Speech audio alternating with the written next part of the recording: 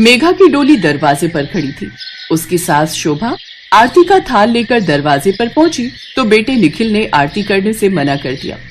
सीमा, इनके हाथ से ये आरती की थाली पकड़ लो। और हाँ, आपको आरती के लिए कहा किसने था? आपका रिश्ता पापा से था। पापा भी अब इस दुनिया में नहीं है, इसीलिए बेहतर यही होगा कि आप हम तीनों से दूर रहें। कर दिया ना मूड खराब हम सबका, अब जाओ यहाँ से। शोभा रोती हुई कमरे में चली जाती है। शोभा निखिल और सीमा की सगी माँ नहीं थी, वो उनकी सौतेली माँ थी। निखिल और सीमा बहुत छोटे थे जब उनकी माँ आशा दुनिया से चल बसी थी। निखिल के पिता राजेश ने रिश्तेदारों और परिवार वालों के कहने पर शोभा से दूसरी शादी। निखिल और सीमा को माँ का प्यार मिल सके इसलिए शोभा ने खुद के बच्चे नहीं किए, पर बचपन से ही निखिल और सीमा के मन में शोभा के लिए बहुत नफरत भरी हुई थी। ये नफरत निखिल के मामा मामी ने ही उनके मन में भरी थी। आज भी वही दोनों उनके मन में नफरत भरने से पीछे नहीं थे। दोनों की बातें मेघा सुन लेती है। सुशीला, बस ऐसे ही निखिल और सीमा के मन में उस शोभा के लिए नफरत पैदा करते रहेंगे तो वो दिन दूर नहीं जब ये सारी प्रॉपर्टी हमारी होगी। हाँ हाँ, वो तो ठीक है, पर तुमने वो पागल करने वाली दवाई दोबारा मंगवाई नहीं जो हम सीमा और निखिल को देने वाले हैं, जिससे वो दोनों पागल हो जाएंगे। बस 15-20 दिन में वो दवाई आ जाएगी। मैंने एक आदमी को इस काम पर लगाया हुआ है। जीजा जी को तो हमने धीरे धीरे वो दवाई देकर पागल बनाकर ऊपर पहुंचा दिया। अब इन दोनों की बारी है। सारा इल्जाम इस शोभा पर लगा देंगे कि यही पागल करने की दवाई देकर इन्हें मार रही है। दोनों की बातें सुनकर मेघा घबरा जाती है। मेघा का इस घर में पहला दिन था, इसलिए वो इस बारे में किसी से क्या कहती। कोई उसकी बात पर यकीन ही नहीं करता। उनके मन में तो बचपन से ही उनकी सौतेली माँ के लिए उनके मामा मामी ने नफरत के बीज बो दिए थे। मेघा सही समय आने का इंतजार करने लगी। मेघा बहू, मैंने मैंगो शेक बनाया है। बाजार में सीजन के नए आम आए हुए थे। मुझे पता था निखिल को आम बहुत पसंद है, खासकर मैंगो शेक, इसलिए मैं लेती हुई आ गई। एक काम करो, जरा निखिल को दे आओ। माँ जी, निखिल आपके बेटे हैं, आप उनसे इतना डर कर क्यों रहते हो, जबकि आप तो निखिल और सीमा को बहुत प्यार करते हो। उनकी हर जरूरत की चीज का आपको पहले ही ख्याल रहता है। मैं चाहती हूँ ये मैंगो शेक आप निखिल को अपने हाथों से दें। नहीं नहीं बहू, बेकार में वो मेरे से नाराज हो जाएगा। मेघा मजबूर थी, वो अपनी सास की बात को टाल नहीं सकती थी। वो निखिल के लिए मैंगो शेक लेकर जाती है। मैंगो शेक देखकर निखिल बहुत खुश होता है और गटागट पीने लगता है। वाह, मैंगो शेक! मेघा, मुझे पता था कि तुम आते से ही मेरी पसंद की सारी चीजों का ख्याल रखने लगोगी। तुम्हें कैसे पता चला कि मुझे मैंगो शेक बहुत पसंद है, और खासकर ये मैंगो शेक? आपको पसंद आया मैंगो शेक? हाँ, बहुत टेस्टी बना था, थैंक यू। तभी सीमा कॉलेज से आ जाती है, पर सीमा थोड़ी गुस्से में थी। निखिल भैया, ये सौतेली माँ अपने आप को समझती क्या है? मेरे से बिना पूछे मेरी कॉलेज फीस भरने के लिए ये कॉलेज कैसे गई? मैंने वहां पर सबको बोला हुआ है कि मेरी माँ इस दुनिया में नहीं है, ये मेरी सौतेली माँ है। मेरे कॉलेज में आकर मेरी सगी माँ बनने की कोशिश क्यों कर रही थी ये? मैं खुद भी फीस जमा कर सकती थी। सीमा, माँ जी तुम्हारी माँ है, उनके लिए ऐसे शब्द मत बोलो। वो तुम्हारे लिए और निखिल जी के लिए बहुत अच्छा सोचती हैं। हमें सब पता है मेघा कि वो हमारे बारे में कितना सोचती हैं। बचपन से लेकर आज तक वो इस घर की मालकिन बनकर बैठी हुई हैं। मामा जी मामी जी ने मुझे बोल दिया है, अब हम अलग घर में रहने चलेंगे। हम यहाँ उनके साथ पुराने घर में नहीं रह सकते। पापा की प्रॉपर्टी कुछ समय में मेरी हो जाएगी, उसके बाद हमें इस औरत से कोई मतलब नहीं रहेगा। निखिल और सीमा की बातें सुनकर मेघा को बहुत दुख होता है। वो समझ नहीं पा रही थी कि किस तरह से वो अपनी सास शोभा के सच्चे प्यार को उनके सामने साबित कर सके। कुछ दिनों बाद निखिल के मामा मामी बहाने से वहीं रहने आ जाते हैं। मेघा जानती थी कि वो सब उनका प्लान है, पर वो उनका सच सामने लाना चाहती थी। कोई बात नहीं मामा जी, ये भी आपका अपना घर है। अगर आपके घर की गली की सड़क टूट रही है, आपको आने जाने में परेशानी होती है, तो कुछ दिनों तक अपने घर को ताला ही लगा दो। आप मामी जी के साथ यहीं रहो। वैसे भी सोनू और प्रिया तो हॉस्टल में ही पढ़ रहे हैं, तो आप दोनों अकेले ही तो यहाँ रहेंगे, तो हमारा भी मन लगा रहेगा। सुनो जी, तुम बिल्कुल ठीक कहते हो। तुम्हारी बहन के दोनों बच्चे बहुत इज्जत देने वाले हैं। जैसे मेरी प्यारी ननद जी का स्वभाव था, वैसे ही उसके बच्चों का है। वो तो है मेरी बहन लाखों में एक, बस उसकी किस्मत खराब थी जो वो छोटी उम्र में ही भगवान को प्यारी हो गई और जीजा जी उठा लाए सौतेली माँ को। मैं इस घर में रह तो लूं, पर मुझे शोभा को देखकर बहुत गुस्सा आता है। मुझे तो उसकी सूरत भी पसंद नहीं है। मामा जी, आपको उनसे कोई मतलब नहीं रखना। आप बस मेरे से, भैया से और भाभी से बात करो। हम भी उनसे कोई मतलब नहीं रखते। मेघा उन सब की बातें सुन रही थी और मन ही मन उसे बहुत गुस्सा भी आ रहा था। वो तो बस समय का इंतजार कर रही थी जब वो निखिल के मामा मामी को रंगे हाथों पकड़ सके। और फिर एक रात जब शोभा सबके लिए खाना परोस रही थी।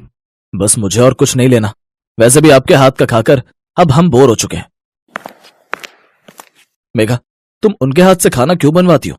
प्लीज उनके हाथ से खाना मत बनवाया करो, मुझे बहुत नेगेटिविटी आती है। एक काम कर बेटा, तू मेरे हाथ की खीर खा। आज मैंने अपने भांजे और भांजी के लिए खीर बनाई है। थैंक यू मामी, इसे कहते हैं प्यार। मामी हमारी अपनी है। मेघा, तुम उस औरत की ज्यादा तरफदारी करती हो ना। पता नहीं तुम्हें क्या पट्टी पढ़ाई है उस औरत ने कि तुम सही और गलत में फैसला ही नहीं ले पाती हो। इसी वजह से ना मेरा तुमसे भी बात करने का मन नहीं करता। मुझे नहीं पता था कि मैं तुमसे शादी करके यहाँ लाऊंगा तो तुम मेरी सौतेली माँ के साथ कोई रिश्ता रखने वाली हो, वरना मैं तुमसे शादी करता ही नहीं। अरे तुम दोनों क्यों लड़ रहे हो? अभी तुम दोनों की नई नई शादी हुई है, इतनी लड़ाई करना अच्छी बात नहीं है। निखिल की मामी जैसे ही कटोरी में खीर डालकर उसको देती है, तभी शोभा रसोई से आती है और खीर की कटोरी फेंक देती है। ये क्या किया तुमने? ये खीर क्यों फेंक दी? मैंने अपनी आंखों से सुमित्रा को खीर में कुछ मिलाते हुए देखा था। पता नहीं, पर कुछ तो सुमित्रा ने खीर में मिलाया है। मैंने खीर में क्या मिलाया है? अरे मैंने खीर में चीनी मिलाई है, थोड़े ड्राई फ्रूट डाले हैं, और क्या मिलाऊंगी? आप जानबूझकर मेरे मामा मामी पर झूठा इल्जाम लगा रहे हो, और आप सौतेली हो या नहीं, मुझे तो कभी कभी आप पर शक होता है कि आप हमारे खाने में कुछ मिलाकर न दे दो। अब मेघा को सच बताना था, वो चुप नहीं रह सकती थी। माँ जी सही कह रही हैं, आपके मामा मामी बिल्कुल ठीक नहीं है। इन्होंने आपके पापा को खाने में भी हमेशा दिमाग को पागल करने वाली दवाई मिलाई थी, जिस कारण वो सदमे का शिकार होकर बीमार हो गए और इस दुनिया से चले गए। अब ये दोनों आप दोनों को भी पागल करना चाहते हैं ताकि ये सारी प्रॉपर्टी अपने नाम कर ले। अचानक से निखिल का मामा अपनी जेब से बंदूक निकाल लेता है और सीमा की कनपट्टी पर रख देता है। अब निखिल के मामा मामी अपने असली रूप में आ जाते हैं। निखिल भैया बचाओ, मामा जी मुझे गोली मार देंगे। चुपचाप प्रॉपर्टी के पेपर पर साइन कर दे, वरना सीमा को जान से मार दूंगा। अचानक मौका देखकर शोभा पीछे से मामा को धक्का दे देती है।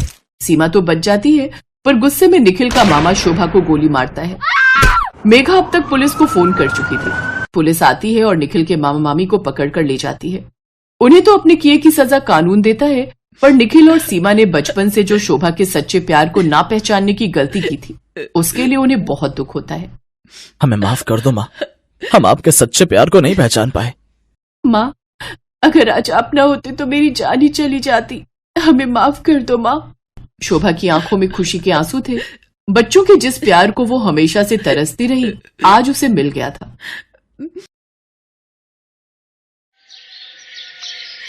रोहित और कंचन एक दूसरे से बहुत प्यार करते थे। रोहित अमीर था जबकि कंचन गरीब घर की थी। उनकी शादी में इसी बात को लेकर बहुत अड़चनें आ रही थी। रोहित की माँ सुलोचना स्वभाव की बहुत चालाक थी। वो अपने बेटे रोहित की शादी किसी अमीर लड़की से करना चाहती थी। इसलिए रोहित ने अपने पापा की मदद से कंचन के परिवार वालों के सामने एक मंदिर में शादी कर दी। जीती रहो बहू। पापा, आपको लगता है मम्मी इस शादी को मंजूरी देंगी? बेटा, जब भगवान ने मंजूरी दे दी तो तुम्हारी मम्मी को भी देनी ही पड़ेगी। अच्छा चलो, अब कंचन बहू को घर ले चलो। माँ, मुझे आशीर्वाद दो कि मैं सासू माँ का दिल जीत सकूं। बेटी, मुझे पता है तू एक न एक दिन अपनी सासू माँ का दिल जरूर जीत लेगी, और मेरा आशीर्वाद हमेशा तेरे साथ है। कंचन रोहित और अपने ससुर के साथ घर पहुंचती है, पर ये क्या, जैसा सोचा था उसका बिल्कुल उल्टा हुआ। उसकी सासू माँ ने कंचन को देखकर बिल्कुल भी गुस्सा नहीं किया। वो तो खुशी से थाली सजाकर उन दोनों की आरती करने लगी। ये देखकर रोहित और उसके पापा हैरान रह गए। उन्हें तो लगा कि सुलोचना पूरे घर को सिर पर उठा लेगी, पर ऐसा कुछ भी नहीं हुआ। सुलोचना ने कंचन का बहुत प्यार से स्वागत किया। आओ बहू, अंदर आओ, नए घर में तुम्हारा स्वागत है। देखो जी, शादी तो तुम चुपचाप कराए, पर रिसेप्शन में बहुत बड़ा करना चाहती हूँ। मेरे भी तो अरमान है कि आस पड़ोस और रिश्तेदार सब मेरी बहू को देखे। हाँ हाँ सुलोचना, बिल्कुल, मैं आज ही रिसेप्शन के सारे इंतजाम करता हूँ। कंचन खुश थी कि उसकी सास ने उसे अपना लिया था, पर ऐसा कुछ भी नहीं था। सुलोचना बहुत चालाक थी। वो अपने मन में कोई और ही खिचड़ी पका रही थी। मैं ये झूठे प्यार का नाटक ज्यादा दिन नहीं कर सकती। मुझे कुछ और ही सोचना होगा, हाँ, ताकि मैं इस लड़की को अपने घर से निकाल सकूं। सुलोचना ने कंचन को बहू के रूप में नहीं अपनाया था। वो तो सबके बीच नाटक कर रही थी। रिसेप्शन में सुलोचना कंचन को अपने रिश्तेदारों और पड़ोसियों से मिलवाती है। रोहित का ध्यान अपने दोस्तों में था। क्या बात है सुलोचना, तूने तो चोरी चुप के बेटे की शादी भी कर दी और अचानक से रिसेप्शन भी रख दिया। बात कुछ हजम नहीं हुई। अब क्या बताऊं सुषमा, बहू गरीब घर की है बेचारी, इसलिए चुन्नी चढ़ा कर ले आए। अब बारात जाती तो इसके माता पिता में इतनी गुंजाइश नहीं थी कि बारात का स्वागत कर सकते। अरे बिल्कुल भी कुछ नहीं है, तुम क्या समझ रही हो, घर में बैठने के लिए कुर्सी तक तो है नहीं। वो तो रोहित को ना जाने इसमें क्या दिख गया। अब बच्चों की तो तुम जानती ही हो, जिद के आगे झुकना ही पड़ता है, वरना मैं तो इसे कभी भी अपनी बहू ना बनाती। अच्छा तुम लोग अब आई हो रिसेप्शन में तो अच्छे से खा पी कर जाना। बबली, उषा, सुन रही हो ना, हमने रिसेप्शन बड़ा पैसा लगा कर रखा है, एक एक बढ़िया चीज बनवाई है। बहू अगर गरीब घर की है तो क्या हो गया, ससुराल तो उसे अमीर मिला है। चलो मैं और मेहमानों को देख लूं। सास की बातें सुनकर कंचन की आंखें आंसुओं से भर आती हैं। तभी उसके माँ और पापा आ जाते हैं। कंचन अपने आंसू पोंछ लेती है। सुलोचना मुंह बनाती हुई उसके आगे से चली जाती है। बेटी, तू अपने ससुराल में खुश तो है ना? कंचन, तेरी सास ने तेरे साथ कुछ गलत बात तो नहीं की? जी पापा जी, माँ जी तो मुझे बहुत प्यार करती हैं। पता है जब से आई हूँ कोई काम ही नहीं करने देती, सारा दिन ठाठ से बैठे रहती हूँ। कंचन अपने मम्मी पापा को झूठ बोल देती है, पर सच तो ये था कि सुलोचना उसके साथ सीधे मुंह बात ही नहीं करती थी। जब तक सुलोचना के ससुर और रोहित घर पर होते थे तब तक तो सुलोचना कंचन से बहुत मीठे से बात करती, और जैसे ही वो दोनों घर से जाते सुलोचना उससे घर के सारे काम करवाने शुरू कर देती, और शाम को जब वो दोनों वापस आते तो उसका रवैया अलग ही। अरे वाह, खीर बहुत टेस्टी बनी है। 2-3 दिन से मेरा मीठा खाने का बहुत मन था। अरे बेटा, मुझे पता था, तभी मैंने शाम को बना दी। तुझे पसंद आई, ये मुझे बहुत अच्छा लगा। मैंने चीनी भी कम डाली थी। मुझे पता था तू मीठा कम खाता है। पर माँ, मीठा तो इसमें बहुत तेज है। सुलोचना झूठ बोल रही थी क्योंकि खीर उसने नहीं बल्कि कंचन ने बनाई थी। कंचन ने मीठा ज्यादा डाल दिया था। जब सुलोचना की चोरी खुलने वाली थी तो कंचन बात को संभाल लेती है। अरे वो मैंने ही मीठा ज्यादा डाल दिया, मुझे नहीं पता था कि माँ जी मीठा डाल चुकी हैं। कोई बात नहीं बहू, आगे से मीठा कम डाल लेना। एक कटोरी मुझे भी दे दो। कंचन ने बात को संभालकर अपनी सास को सम्मान दिया था, पर सुलोचना को इस बात से कोई मतलब नहीं था। घर के सारे काम कंचन करती थी, पर क्रेडिट सुलोचना अपने नाम कर लेती थी। कंचन इस बात के लिए कभी भी कुछ नहीं कहती थी। उसे लगता था कि अगर इससे उसकी सास खुश होती है तो कोई बात नहीं, इसे तो कोई फर्क ही नहीं पड़ता। मैं काम का सारा क्रेडिट अपने ऊपर ले लेती हूँ। करती ये है, मुझे कुछ और ही सोचना पड़ेगा। ऐसे दाल नहीं गलने वाली, मुझे सोनिया को बुलाना ही पड़ेगा। हेलो सोनिया बेटा, मैं बोल रही हूँ। हाँ ठीक है, तुम कुछ दिनों के लिए आ जाओ। सोनिया सुलोचना की सहेली की बेटी थी। सुलोचना चाहती थी कि सोनिया उसके घर की बहू बने, पर रोहित ने कंचन से शादी कर ली। सुलोचना चाहती थी कि किसी तरह कंचन इस घर को छोड़कर चली जाए और सोनिया इस घर की बहू बनकर आ जाए, इसलिए वो सोनिया को रहने के लिए बुला लेती है। नमस्ते आंटी, अच्छा हुआ आपने मुझे बुला लिया। मैं वैसे भी घर पर बहुत बोर हो रही थी, आपकी कंपनी मुझे बहुत अच्छी लगती है। बस तो फिर अब आराम से कुछ महीने मेरे पास रहो। मैं तो ये चाहती हूँ कि तुम हमेशा के लिए ही यहाँ रहो, पर तुम्हें इस रास्ते के कांटे को निकालना होगा।